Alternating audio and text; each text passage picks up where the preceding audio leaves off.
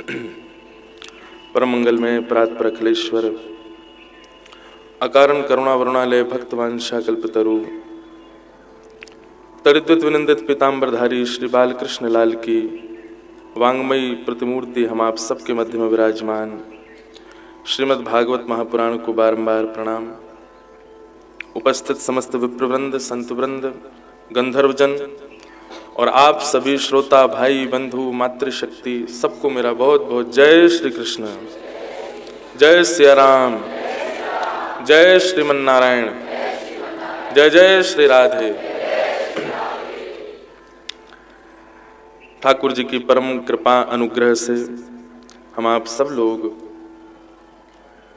श्री गोविंद देव प्रभु की परम कृपा से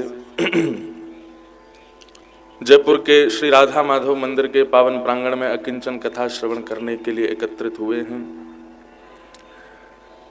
अब कथा अकिंचन बची नहीं है क्योंकि माइक वाइक सब लग गए यहाँ पे। अकिंचन तो तब होती कि वायु ही मेरे शब्दों को आप तक पहुंचा रही होती, लेकिन हमने पहले भी यहाँ कथा की तो 20-25 लोग ही होते थे इस बार, लेकिन आप लोग इतनी संख्या में आ गए हैं कि वायु बोली कि भैया अब आधुनिक यंत्र ही लगाओ। तो आधुनिक यंत्र आज पहली बार अकिंचन कथा में लगे हैं। तो आइए ब्यास जी महाराज थोड़ा मार्ग दो भैया। जय हो जय हो जय हो विराज। बोलो वृंदावन बिहारी लाल की जय। तो अब ये आधुनिक यंत्रों से युक्त कथा हो गई है तो थोड़ी सी अकिंचन में आधुनिक मिक्स हो गई, मिश्रण हो गया है, पर आनंद की बात है। ये 3 दिवसीय जयपुर के अकिंचन क्रम में हमने भाव रखा था। पहले तो हरि चर्चा का था, पर कल जब यहाँ बैठे तो वेणु गीत और वेणु गीत को केंद्र में लेकर के, अब पीछे वालों तक वो आवाज आ रही है सबको? ले वो आबो हाथ हिला रहे हैं कि नहीं आ रही? यहाँ ऊपर मंच की मत बढ़ाओ, पीछे इनकी बढ़ा दी। अब भैया नेक तो श्रम करो, कछु तो किंचन रहने दो याकू। तो वेणु गीत उसको केंद्र में लेकर के हम आप सब लोग चर्चा कर रहे हैं। मैंने कल भी निवेदन किया था बंधुओं की ज्ञान और वैराग्य अभी थोड़े से विलग रहेंगे 3 दिनों तक। यहाँ पर केवल प्रेम रस और भक्ति रस चर्चा होगी। एक पद से मैंने कथा का आज प्रारंभ किया था। बस वो श्री वृंदावन को नीको, गाइए। बस वो श्री वृंदावन को नीको, बस वो श्री वृंदावन को नीको, बस वो श्री वृंदावन को नीको। कैसो है वृंदावन? छिन छिन प्रति अनुराग बढ़त दिन, छिन छिन प्रति अनुराग बढ़त है। बंधुओं, वृंदावन जरूरी नहीं है कि यहाँ पे आप लोग वहीं मथुरा के पास वाले जाओगे वही वृंदावन है। वृंदावन कहाँ जानो जहां प्रति क्षण गोविंद के प्रति आपको प्रेम भर रहे हो, वो स्थान ही वृंदावन है। जैसे कि मैं आपको एक बात बताऊं, सबसे उत्कृष्ट कथा के लिए यदि मुझे आज तक अपने जीवन के 7 वर्ष के कथा क्रम में यदि कोई स्थान मिला तो वो ये श्री राधा माधव स्थान। क्यों?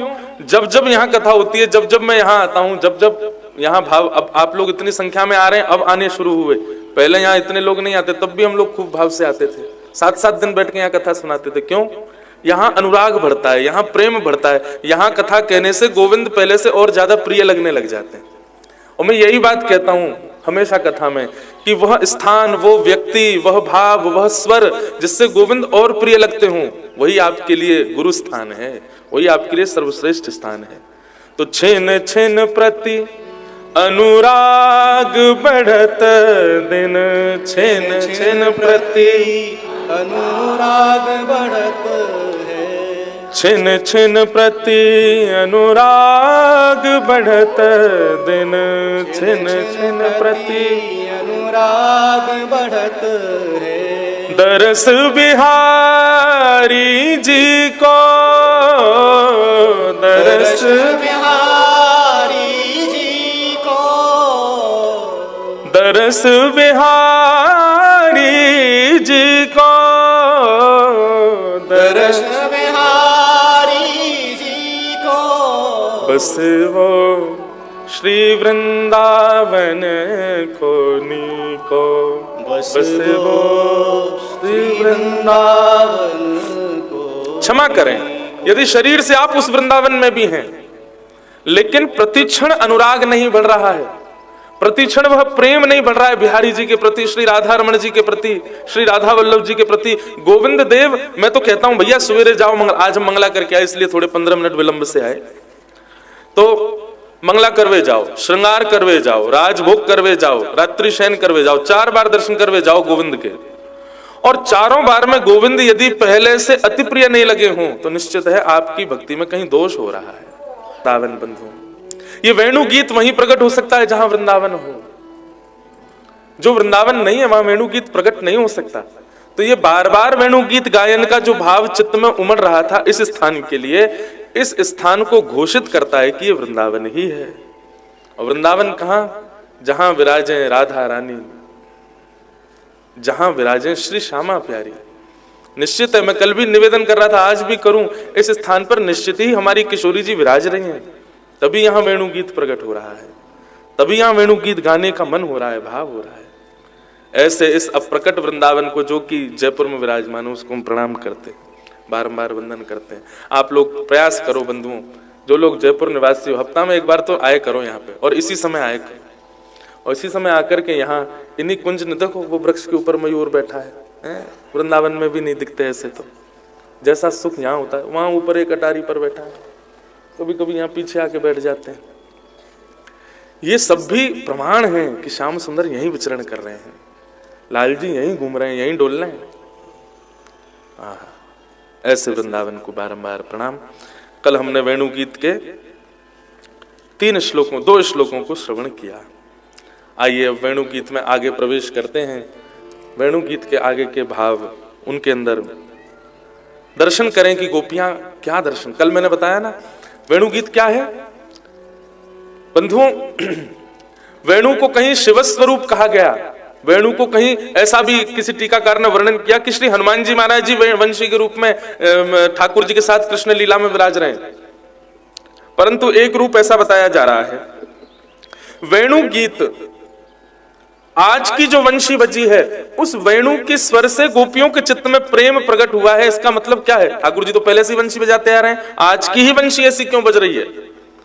तब इसका एक रूप हमारे रसिक जन कहते हैं कि ठाकुर जी की वंशी चोरी कर ली कौन ने? किशोरी जी ने। बोले 24 घंटा लाल जिया को अपने जो है का फेंट में खोसे रहे, ये हमारी बैरणी, हमारी शत्रुणी, हमारी सौत है, 24 घंटा उन्हीं के संग बनी रहे। सो किशोरी जी ने वाकु हरण कर लियो वेणु को। और जब ठाकुर जी खूब मांगे, अब राधे रानी दे दारू वंशी मोरी, जा वंशी मोरे प्राण बसत है, सो बंसी गई खोई, अब राधे रानी दे दारू वंशी मोरी। किशोरी जी ने जब वंशी चुरा ली ठाकुर जी की, तो लाल जी कह रहे हैं वहां वंशी में मेरे प्राण बसे हैं, श्यामाजू मुझको वंशी वापस करो। किशोरी जी को लगी कि या वंशी में प्राण बसे, हम में प्राण ना बसे इनके हैं, जो वंशी इतनी प्रिय लगे इनको। तो श्रीमद् भागवत के जो 2 महात्म हैं, उनमें दूसरे महात्म में श्री यमुना जी वर्णन करती हैं कि कभी कभी ठाकुर जी के वंशी के रूप में श्री श्यामाजू ही विराजमान होती हैं अधर पर। कल कथा में एक भाव कह रहा था ना कि श्रृंगार की प्रणाली में ठाकुर जी सबको अवकाश देते हैं, वंशी को कभी नहीं देते। कभी कभी बिना मोर पंख के भी ठाकुर जी रहते हैं, कभी कभी बिना पीताम्बरी के भी रहते हैं, कभी कभी बिना काली कमली, वंशी को कभी अवकाश नहीं। क्यों? नित्य समीप रहती है तो कहीं ना कहीं कोई तो संबंध है। तो भैया ये प्रकट रूप में श्यामाजू तो बगल में विराज रही है, पर अप्रकट रूप में ये वंशी ही किशोरी जी के रूप में ठाकुर जी के अधर पर विराज रही है। नहीं तो वह वंशी को सुनकर के किशोरीन के हृदय में, गोपीन के हृदय में ऐसा प्रेम कैसे उत्पन्न है? ये तो लाडली जी कृपा करें तभी कृष्ण प्रिय लगे। तभी कृष्ण के प्रति अनुराग बढ़े। तो निश्चित ही वेणु गीत के पूर्व जो वंशी ठाकुर जी की किशोरी जी ने चुराई और वापस जब प्रदान करी, वो किशोरी जी ही ठाकुर जी के संग पधारी हैं और नित्य उनके अधर पर विराज रही हैं। अब जब ठाकुर जी वेणु रव करते हैं तो वो स्वर जाता है और खोजता है ब्रज में कृष्ण प्रियसियों को और उनको कृष्ण प्रेम में ही उन्मुक्त करता है। ये श्री जी ही है हमारी। ऐसी वेणु रव, ऐसी वंशी ठाकुर जी की बज रही है। हाँ, गोपियां तीसरे श्लोक में क्या कहते हैं कि गोप्यः किमाचरदयं कुशलं स्म वेणु दामोदराधर सुधामपि गोपिकानां भुङ्क्ते स्वयं यद विशिष्टरसं हि दौम्ये हास्यत्वचोश्रुमुमुचुस्तरवो यथार्या। गोपियां कह रही हैं, अरे ये वेणु ये पुरुष होकर के भी ठाकुर जी के अधर रस का पान करता है, इसने ऐसी कैसी तपस्या की होगी। कल वंशी के हमने कितने लक्षण बताए थे और उसके बाद आप सबको होमवर्क दिया था, कौन कौन करके लाया? वाह, इतने लोगों में 3 लोग होमवर्क करके लाए हो। क्या कर पनिशमेंट दें सबको? एक तो मेरे पास आ भी गया, इसमें इन्होंने 4 भाव लिखे। एक तो लिखा कि वंशी में क्या है? अनन्यता, श्री राधा नाम की अनन्यता। देखो ये भावजन्य से ये उत्तर ठीक है, परंतु हमने कहा था कि कृष्ण के सदा समीप रहती है वेणु, तो उसके वो लक्षण लाओ कि जो मानव ला सके और मानव भी कृष्ण प्रिय, कृष्ण सामीप्य प्राप्त कर सके। दूसरा आपने लिखा पूर्ण आत्मसमर्पण, ये तो हमने कल कह ही दिया था कि वो पूर्ण रूपेण समर्पित ही रहती है। तीसरा आपने लिखा मधुरता। देखो ये भी बात ठीक है, लेकिन अब देखो मुझ पर बंसी बजानी नहीं आती, मुझे दे दो तो मैं मधुर तो नहीं बजाऊंगा, तो यहां पर यह भाव खंडित हो जाता है। चौथा भाव लिखा अनुग्रह। श्री ठाकुर जी ने वेणु का उपयोग जीव पर अनुग्रह करने के लिए उससे सद्गुणों को देखकर ही किया है। आपके भाव हम उसको प्रणाम करें, पर इसमें वो भाव लिखने हैं, वो भाव व्यक्त करने, थोड़ी बुद्धि तो लगानी पड़ेगी भैया, कि ऐसे गुण लाओ जो मानव ला सके। मैं रात भर बैठा रहता हूं तब जाकर के मुझे एक आध गुण समझ में आते हैं। तो कल हमने 4 लक्षण बताए थे। पहला लक्षण क्या था? दोष युक्त होते हुए भी ठाकुर जी के सामने दोषों को छुपाती नहीं है, प्रकट कर देती है। यह मानव का गुण होना चाहिए ठाकुर जी के समीप जाने के लिए। दूसरा लक्षण बताया था शहंशाह करके वो वंशी बनती है। पहले वृक्ष रूप में होती है, छीली जाती है, छिद्र किए जाते हैं, उसके प्राण हरण किए जाते हैं, तब जाकर के वो वंशी बनती है, सहती है। ये दूसरा लक्षण बताया था। बिना सहन किए भगवत सानिध्य प्राप्त नहीं होगा। तीसरा लक्षण बताया पूर्णाधीन, पूर्ण रूपेण ठाकुर जी के अधीन रहती है।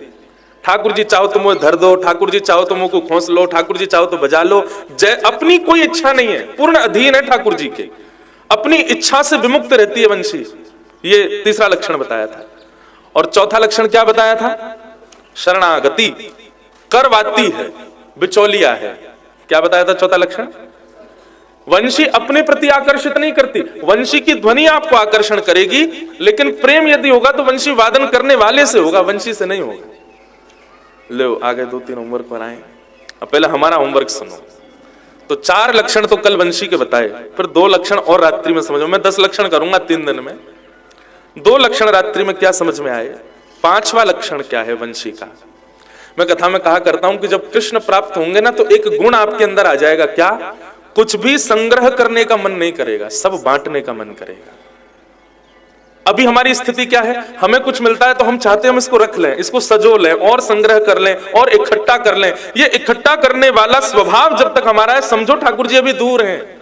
जैसे ही स्वभाव आपका बांटने का बन जाए, प्रदान करने का बन जाए, दान करने का बन जाए, लुटाने का बन जाए, लुटावे को मतलब वो गलत रूप में नहीं लुटा रहे महाराज सवन पे, वो नहीं। लुटावे को मतलब क्या है? श्री राधा गोविंद देव प्रभु की कोई निज प्रसादी आपको मिली, आपका सौभाग्य, आपको प्रसाद मिला, पर आपने क्या किया? तिनका लेकर के बाकी को जो सब में बांट दियो। आप यहां से सुंदर कथारस लेकर के गए और जो कथा में नहीं आए वह बैठा करके ये कथारस बांट दियो। ये ऐसे लुटानो। संग्रह की स्थिति ना रहना, यह भगवत सामीप्य का एक लक्षण है। ठाकुर जी जब जीवन में आएंगे तो आपका संग्रह करने का मन नहीं करेगा, व्यय करने का मन करेगा, बांटवे का मन करेगा, लुटावे को मन करेगा। तो वंशी का स्वरूप क्या है? संग्रह नहीं करती है। वंशी अपने पास कुछ नहीं रखती है। वंशी में जल डाल दो वो निकल जाएगा, हवा डाल दो वो निकल जाएगी, रेत डाल दो वो निकल जाएगी, कुछ रखती नहीं है अपने पास में। संग्रह की स्थिति नहीं है। ये वेणु का 5वां लक्षण है। तो कृष्ण अधरामृत की प्राप्ति करना चाहते हैं तो कल बताए 4 लक्षण और ये 5वां लक्षण, संग्रह ना करना, संग्रह की स्थिति ना होना, और या फिर संग्रह किया भी केवल इसलिए जा रहा है ताकि उसका विक्रय किया जा सके। विक्रय नहीं, उसको बांटा जा सके, उसको लुटाया जा सके, उसको दान किया जा सके, इसलिए संग्रह किया जा रहा है। भोग के लिए संग्रह नहीं है। हमारी भाषा समझ में आ रही है ना? कईयन को तो उबासी आ रही है, सुबह सुबह आ गए 4 बजे उठ करके, पर बंधु ये बहुत सुख है। ऐसा सुख दिन भर में नहीं मिले, जैसे ऐसा लगे सुबह बैटरी रिचार्ज करके गए और पूरे दिन फिर आनंद से विचरण कर रहे हैं। तो 5वां लक्षण क्या है वंशी का? संग्रह नहीं करती हो। और 6वां लक्षण क्या है? बहुत सुंदर लक्षण है। मेरे को तो जब लक्षण याद आते हैं तो मैं नाच लेता हूं। जब मैं भाव लिख रहा था तो ये लक्षण जब मन में आ रहे थे तो अपने आप ही मन रूपी मयूर नृत्य कर रहा था, और श्री जी को बार बार धन्यवाद कर रहे हैं कि आप ये लक्षण बता करके मानो हमको प्रेरणा दे रही हैं कि ये लक्षण पालन करो, आ जाओ कृष्ण के अधरों के समीप। 6वां लक्षण वंशी का क्या है? वंशी किसी को भयभीत नहीं करती। अभयदान। वंशी से किसी को भय नहीं होता, वो अभय प्रदायक होती है।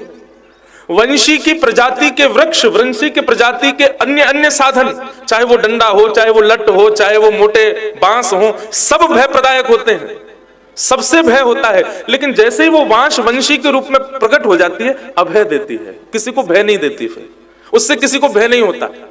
अरे किसी को कोई प्रहार भी करना हो, किसी पर कोई किसी को दंड भी देना हो, वंशी का उपयोग कोई नहीं करेगा, अन्य अन्य साधनों का उपयोग कर लेगा, लेकिन वंशी पास हो, कोई वंशी फेंक के मारे ऐसा कोई निर्दय नहीं होगा। वंशी अभय दान करती है, ये वंशी का 6वां लक्षण है। तो मानव को ये लक्षण अपने भीतर लाने हैं ठाकुर जी के अधरण के समीप पहुंचने के काज, अभय दान। अच्छा एक बात, वंशी का निर्माण किसने किया? वंशी ये जो वाद्य है इसके निर्माता कौन है? स्वयं श्री कृष्ण है। कैसे? हमारे एक रसिक जन वृंदावन में कथा सुना रहे, बोले एक दिन गैया ने जाकर के ठाकुर जी से शिकायत करी। ठाकुर जी को गैया बहुत प्यारी लगे।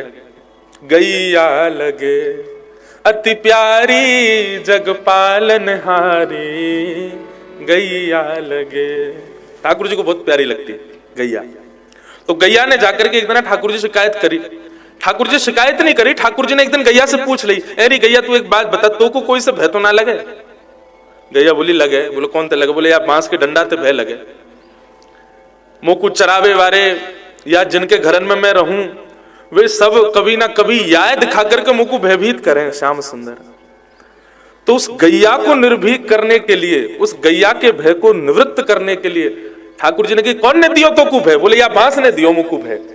सो ठाकुर जी ने अपने एक हस्त कमल से पकड़ा, तो जैसे एक हस्त कमल का स्पर्श किया, 3 उंगलियों के स्पर्श से 3 छिद्र प्रकट हो गए।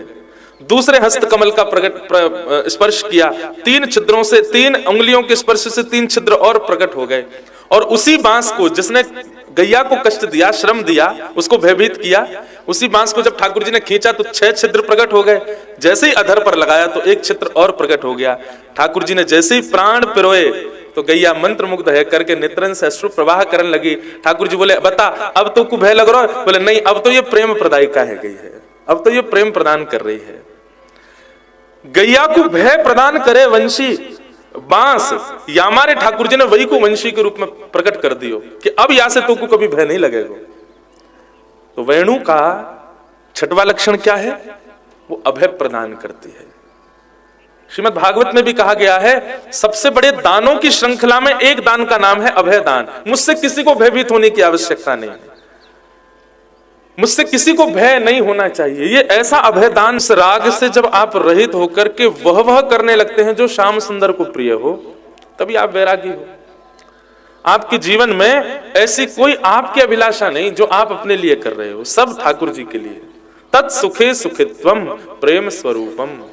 प्रेम का स्वरूप क्या? जिसमें हमारे श्याम सुंदर प्रसन्न हो, हमारी लीला, हमारा दिनचर्या, हमारे स्वभाव, हमारे गुण सब वही हैं जिससे उनको प्रसन्नता हो। श्रृंगार भी उन्हीं के लिए, वस्त्र धारण भी उन्हीं के लिए, कोई गुण भी भीतर आ रहा है तो वो भी उन्हीं के लिए। अपने लिए या संसार के किसी व्यक्ति को रिझाने के लिए, लोक रंजन के लिए किसी गुण का आस्वादन ना हो, केवल श्याम सुंदर के लिए हो, तो उसी को ही वैरागी कहते हैं। और वो ठाकुर जी को प्रिय है। अभी गाते गाते एक लक्षण और याद आ गया वंशी का। वेणु में एक लक्षण और होता है, और वो क्या है कि वेणु सुरीली होती है, वेणु के अंदर स्वर होते हैं, पर वो बजाने वाले के अनुरूप ही रहती है। मतलब यदि कोई बिना ज्ञान के वेणु का वादन करे तो वंशी उसके जैसी हो जाती है, बोले कि हाँ मैं भी तेरी जैसी बेसुरी हूं। मतलब वही वंशी सुरीली है, लेकिन अब जैसे हमारे जैसे कोई बजाने लगे जाकू आवे ही ना है, तो वंशी का स्वरूप कैसा है, वो जैसा धारण करता है, धारण करने वाला है उसी के जैसा रूप धारण कर लेती है। मतलब ये नहीं विचार करती कि अरे ये अगुण रूपी है, इसको ये नहीं आता तो इसके सामने मैं थोड़ी गौरव करूं कि मुझमें तो गुण है, मैं कैसे बच सकती हूं। नहीं, जैसा सामने वाला व्यक्ति है वंशी वैसा रूप धारण कर लेती है। यदि सामने वाला गुणी है तो उसके लिए वेणु भी गुणी है, और सामने वाला मूर्ख है तो वेणु भी उसकी जैसी हो जाती है। मैं हूं तेरी जैसी हूं, तेरी मुसेरी बहन हूं, है? तो ये भी एक स्वरूप है, ये भी एक स्वभाव। कई बार हम लोग क्या करते हैं बंधुओं कि हम लोग ज्ञानी हो गए, गुणवान हो गए, अब हम क्या करते हैं कि जो हमारे जितना नहीं है हम उसकी उपेक्षा करने लग जाते हैं, उसका त्याग करने लग जाते हैं। ठाकुर जी को कहीं ना कहीं ये गुण प्रिय नहीं लगता। आप गुणवान इसलिए नहीं हुए कि आप किसी की उपेक्षा करो, आप गुणवान इसलिए हुए हो ताकि जब गुणयुक्त व्यक्ति आवे तब गुण का संचार करो, जब गुण विहीन व्यक्ति आवे तो उसके अनुरूप बनकर के धीरे धीरे उसको गुण में लाने का प्रयास करो। पहली बार कोई वंशी बजाना सीखे तो पहली बार में वंशी वैसी रहती है जैसा बजाने वाला है, लेकिन धीरे धीरे रियाज करता कर जैसे जैसे वो गुणवान होता जाएगा वैसे वैसे वंशी में भी वो गुण अपने अंदर ही है और उनको प्रकट करने लग जाती है। तो वेणु का एक 7वां गुण है क्या, कि वंशी पूर्ण योग्य होते हुए भी वादन कर्ता के अनुरूप रहती है। वो यदि गुणवान तो उसके सामने गुणवान है, वो यदि गुण विहीन है तो उसको कहीं भी निराश नहीं करती, उससे कहती है अरे तू गुणयुक्त होगा, मैं ही हूं गुण विहीन, तू चिंता मत कर, मैं ही बेसुरी हूं, मैं ही नहीं बच पा रही। ऐसे भाव ये भी ठाकुर जी को प्रिय है। तो 7 गुण हो गए वंशी के, ये आए इनको लास्ट में पढ़ेंगे। अब थोड़ा आगे चलें। गोप्यः किमाचरदयं कुशलं स्म वेणु दामोदराधर सुधामपि गोपिकानां भुङ्क्ते स्वयं यद विशेष्टिरसं हदिन्यो हेष्यत्वचोश्रुमुमुचोस्तरवो यथार्याः। इतनी सुंदर बात यहाँ गोपियां कह रही हैं, अपने घर में बैठी बैठी नेत्र बंद करके वेणु की ध्वनि सुन रही हैं, और वेणु की ध्वनि सुनते सुनते गोपियां अभी तक तो कृष्ण का श्रृंगार देख रही थी, कृष्ण के गुणलीला देख रही थी। अब गोपियों ने नेत्रों को थोड़ा इधर उधर घुमाया कि आसपास की स्थिति क्या है। तभी गोपियों ने देखा कि ठाकुर जी के अधर पर बैठी वंशी के स्वरों से हमको तो घरों पर बैठ के ठाकुर जी के दर्शन हो रहे हैं, पर जिस स्थान पर ठाकुर जी बैठे हैं वहां आसपास की स्थिति में सबसे पहले गोपियों ने वृक्षों को देखा। तो क्या पाया, गोपियां कहती हैं कि अरे जिस प्रकार शीतकाल में कोहरा पड़ने पर, ओस पड़ने पर प्रातःकाल होते ही वृक्षों में से बूंद बूंद करके जल टपकने लग जाता है, ठाकुर जी जब वेणु राव करते हैं तो वन के जितने भी वृक्ष हैं उनमें से जल का संचार होना प्रारंभ हो जाता है।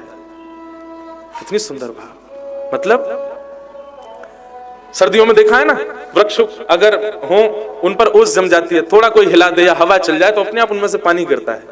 ठाकुर जी जब वेणु राव करते हैं तो वृंदावन के जितने भी वृक्ष हैं, जड़ वृक्ष, उनमें से भी थोड़े थोड़े जल का संचार प्रारंभ हो जाता है।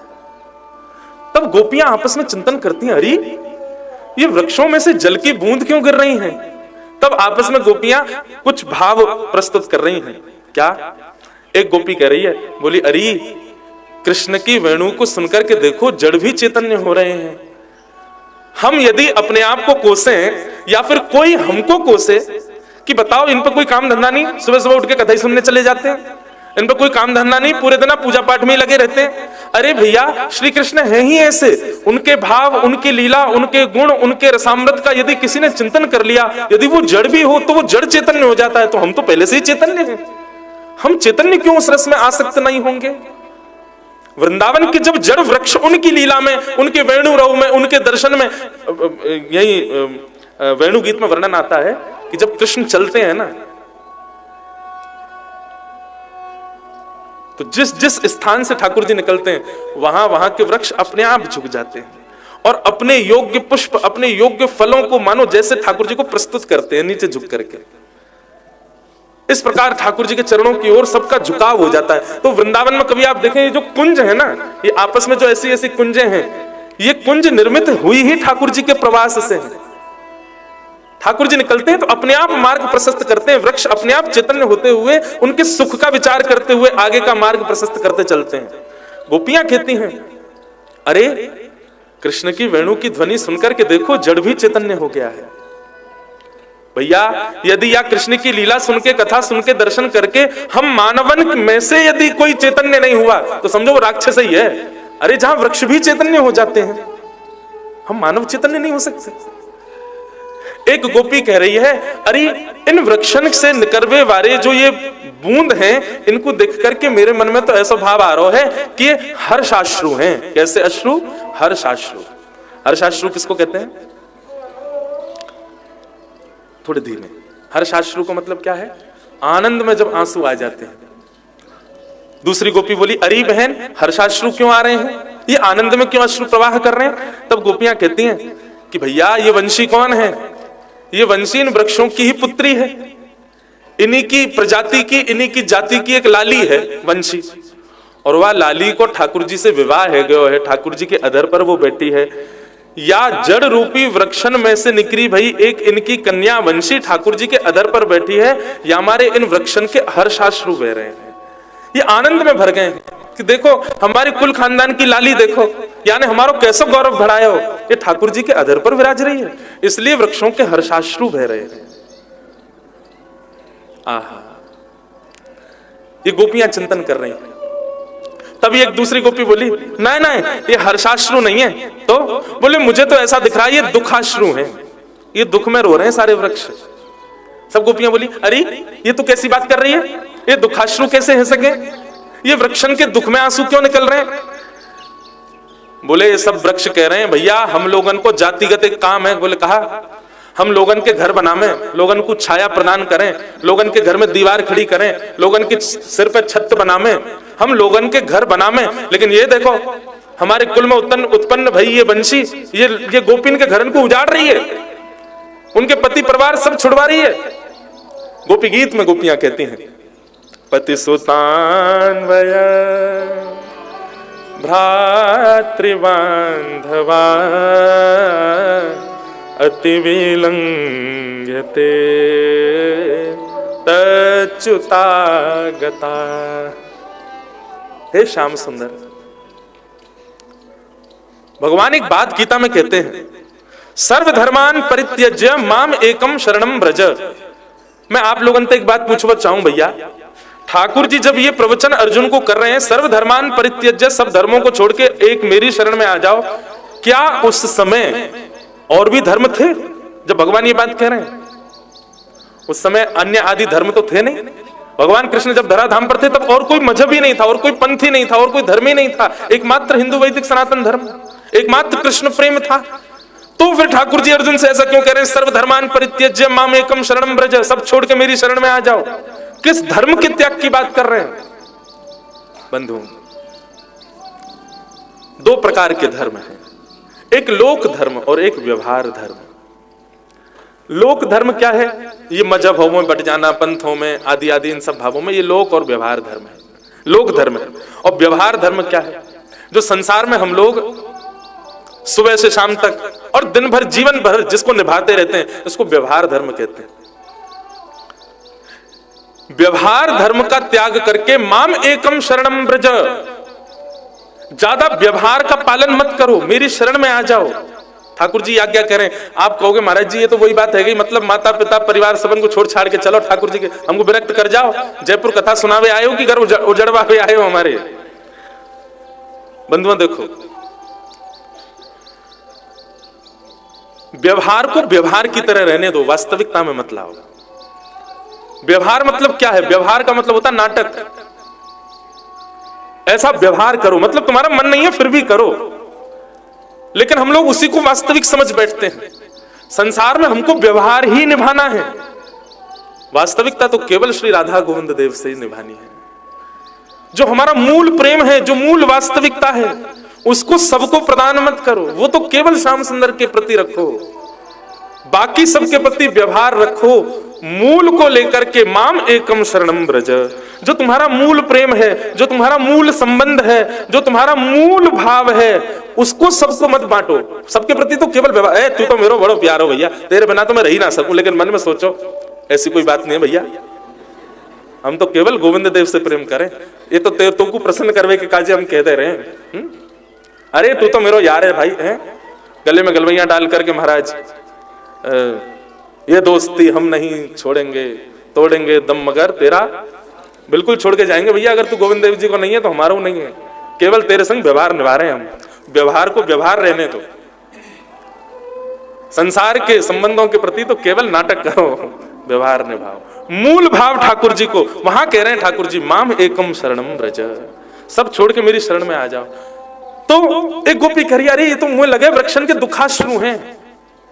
दुखाश्रु क्यों? बोले वृक्ष कह रहे हैं हमारो जातिगत काम है लोगन के घर बनानो, और ये देखो ये बंशी ने कहा किया, सबरी गोपिन के घर उजाड़ दिए। क्यों? सब अपने पति परिवार सबन को छोड़ छाड़ के ठाकुर जी के पीछे पड़ी रहे। अरे राम राम, या ने तो हमारे पूरे कुल खानदान को नाश कर दियो, या हमारे रो रहे हैं वृक्ष। ये वो गोपी रो रही है जिसकी सास ससुर गाली देते हैं, वही गोपी कह रही है। ये जाकी ननद और जाकी सास पीछे पड़ी रहे, अरे तू 24 घंटा का जो करे धरे ना है, श्याम सुंदर के पीछे पड़ी रहे। वो गोपी कह रही है अरे ये वृक्ष हर्षाश्रु नहीं दुखाश्रु रो रहे हैं कि इनकी बैरनी बंसी ने हमारे घर उजाड़ दिए, हमारा घर छुड़वाई दियो। बंधु बहुत सुंदर है वेणु गीत। तब एक तीसरी गोपी कहती है, अरे ये तुम कहां दुखाश्रु सुखाश्रु में लगी भैया, ये हर्षाश्रु दुखाश्रु ये सब नहीं है।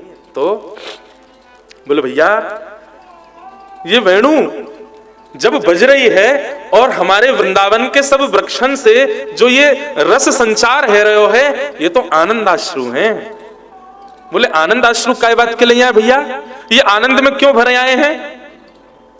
तब वो गोपी कह रही है, बोले मुझको तो ये लगे कि ये वृक्ष या हमारे आनंद के आंसू बहा रहे हैं कि भैया हमारी जातिगत एक काम हो रहा है। बोले कहा डूबते भयो को बचानो। संसार में कोई भी डूब रहा हो और वृक्ष का कोई भी अंग उसके पास आ जाए तो निश्चित है कि उसके सहारे वो बच सकता है। लेकिन भैया आज ये सब वृक्ष कह रहे हैं हम तो सबन को बचावे में ही अपनो सुख मानते, हम तो सबन को बचावे में ही अपनो धर्म मानते, हम तो सबन को पार लगावे में ही अपने जातिगत संस्कार मानते। लेकिन धन्य है हमारे कुल में उत्पन्न भई ये वंशी, याने कोई को बचायो नहीं है बल्कि या को जाने सुनो वो आनंद के सागर में डूब और गयो है, या हमारे आनंदाश्रु बह रहे हैं। अरे हम तो सोचते हैं कि केवल बचानो ही हमारा धर्म है, बचानो ही हमारा कर्तव्य है, लेकिन या वंशी ने आकर के हमको आज बता दियो बचानो नहीं, संसार के विषय से बचा करके कृष्ण प्रेम में डुबानो हमारा कर्तव्य है। इसलिए आनंदाश्रु बह रहे हैं। इसलिए ये वृक्ष कृष्ण की वेणु सुनकर के, वेणु रव सुनकर के रुदन कर रहे हैं, आनंदाश्रु बह रहे हैं। कितने सुंदर भाव। ये गोपियां केवल वंशी की ध्वनि सुनकर के चिंतन कर रही हैं आपस के अपने मन में। गोपियां कह रही हैं ये आनंदाश्रु। एक दिन ठाकुर जी मिल गए गोपीन को, तो गोपियां सब ठाकुर जी से कह रही हैं लाला मुरहर रंधन समय मां कुरु मुरली रवम। लाला हमारी एक बात मान ले, तेरे आगे हाथ जोड़ रहे हैं। ठाकुर जी बोले कहो कहा बात है तुम्हारी। बोले लाला तू बंशी बजावे ना, वेणु को वादन करे। बोले हाँ। बोले तू 24 घंटा बजाए कर, लेकिन तब मत बजाए कर जब हम अपने घर में भोजन बना रही हुए करें, वहां समय तू बंशी मत बजाए कर। गोपी ठाकुर जी सुन के बोले अब मोह कब पता हो कि तुम कब चूल्हा पे बैठी हो, कब रोटी बना रही हो, कब सब्जी, मुझे थोड़ी पता हो तुम्हारे घर में भोजन कब बनना है। और अरे गोपी तुम मुझसे कह रही है कि जब हम भोजन बनाए करें तो तुम बंशी मत बजाए कर। अरे बावड़ी तू भोजन बनाती होगी और मेरी वेणु की ध्वनि यदि आ जाती होगी तो भोजन मीठो बनता होगा, मना काय को कर रही है। तब गोपी बोली मीठो बननो तो बहुत दूर की बात है, बन ही ना पावे। मीठो मीठो कह रहा हो मीठो बन जाता हो, अरे बन ही ना पावे लाला। ठाकुर जी बोले क्यों ना बन पावे। बोले लाला जब तू वेणु रव करे, जब तू वंशी बजावे ना, तो जड़ भी चैतन्य है कि पिघलवे लग जाए।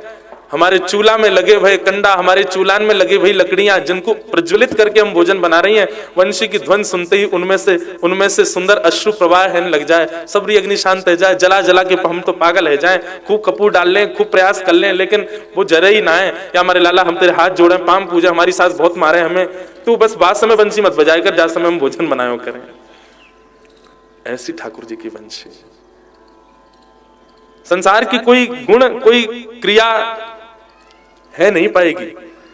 मैं भैया पहले ही सावधान कर दूंगा अपनी कथान में, या तो कथा सुनियो मत, या तो कृष्ण प्रेम करियो मत, या तो या मार्ग पे आइयो मत, और यदि आ गए हो तो निश्चय करके आइयो, फिर और कछूल के लायक नहीं रह पाओगे और कुछ नहीं कर पाओगे। ठाकुर जी की सन्निधि में आओगे, सबसे पहले आपके उस गुण का हरण करेंगे ठाकुर जी जिससे संसार रीझ रहा है, जिससे संसार आकर्षित हो रहा है, उस गुण का नाश पहले करेंगे ठाकुर जी। या